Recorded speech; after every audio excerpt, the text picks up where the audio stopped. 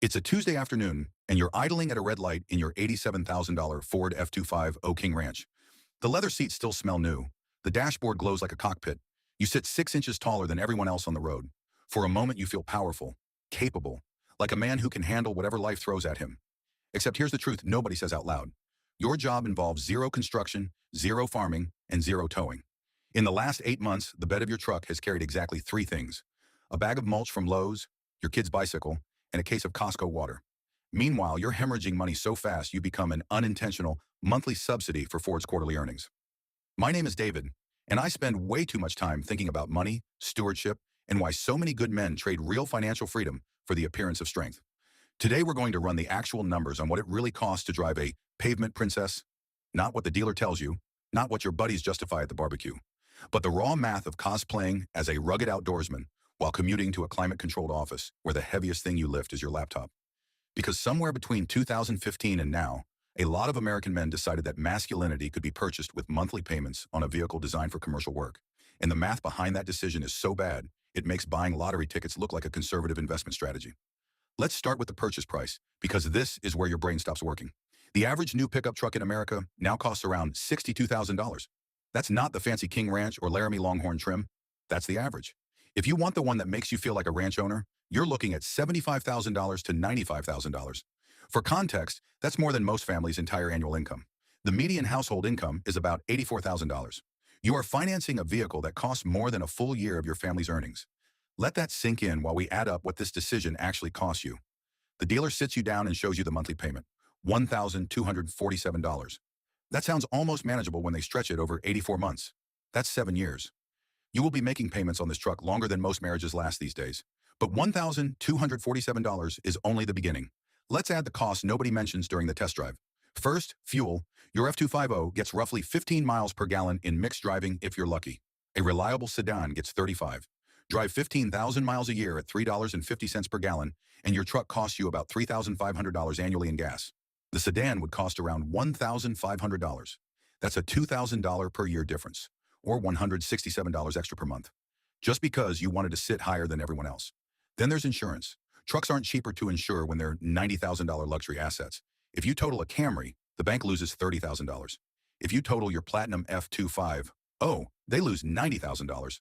That spikes your premiums by $60 to $80 per month compared to a normal car. Tires? Those massive all-terrain tires you needed, even though you never leave pavement, cost $1,500 to $2,000 to replace. You'll need a new set every 40,000 to 50,000 miles. On a sedan, it's closer to $600. That's another $50 to $75 per month amortized. Maintenance is scaled up too. Bigger engine, bigger brakes, bigger everything. Add another $100 per month compared to a normal car. Registration and taxes in many states are based on value. On a $90,000 truck, that can easily add $800 to $1,200 per year, another $80 per month. Add it all up, and your total monthly cost of truck ownership is now around $1,729. Before any surprises, but we're not done. Because you didn't pay cash, you financed it at 7% plus interest. Over 84 months, you're not paying $90,000. You're paying $104,000 plus with $14,000 to $15,000 in pure interest going straight to the bank. Now compare that to the sane alternative, a solid 3-year-old Toyota Camry for $28,000. Your payment drops to about $450 per month.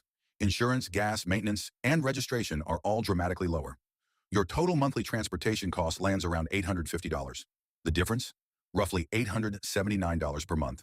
Over 7 years, choosing the truck over the sensible car cost you $73,000 to $83,000 in cold hard cash. And that's before we talk about the opportunity cost. If you had invested that $879 monthly difference at a conservative 8% average return, you'd have close to $95,000 after 7 years. You could have bought the boat. You could have taken the family on real vacations. You could have built actual wealth instead of depreciating assets and monthly stress. But here's what makes this truly insane.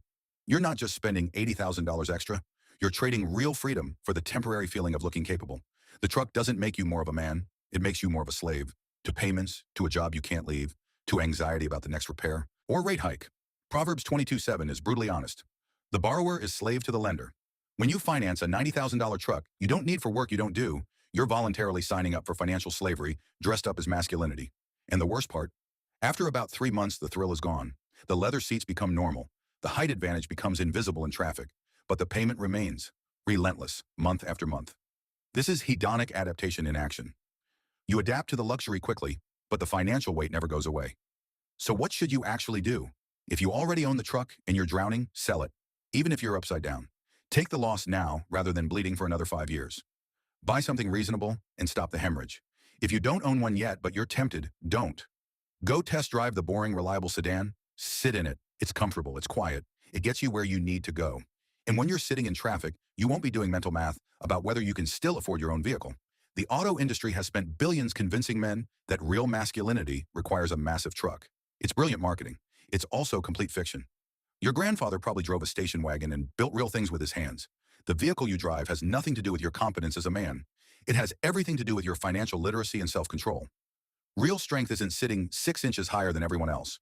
Real strength is looking at the numbers honestly, refusing to be manipulated by marketing, and choosing the path that actually builds wealth and freedom instead of the one that just looks strong on Instagram. Buy the tool that matches the job, not the costume that matches the insecurity.